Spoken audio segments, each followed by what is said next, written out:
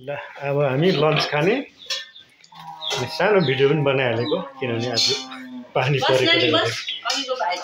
काम कुरो पनि त्यतिकै हो आज त गर्नुपर्ने पानी दसैँको दिन पनि पानी परिदियो के हेर्दै गर्नु होला भिडियो चाहिँ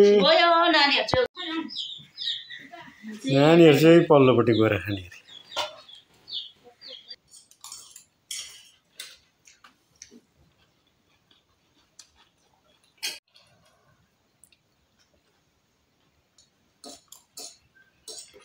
यो चाहिँ आटाको परिकार है साथीहरु हेर्नुस् कस्तो दाम लाग्ने आटाको के हुने भाइ पास्ता होममेड पास्ता दामी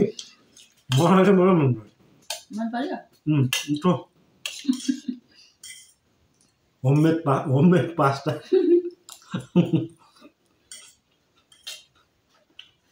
के बनाऊ भयो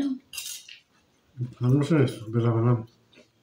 साथीहरु तपाईहरु पनि बेलामा खानुहोस् है यस्तो होममेड पास्ता आटाको बनाएर खाँदै गर्नुहोस् है खाइयो मजाले मिठो दिन पनि मौसम पनि त्यसै भएको पानी परेको बिचरा कतिपय दसैँ मनाउनेहरूलाई गाह्रो भयो त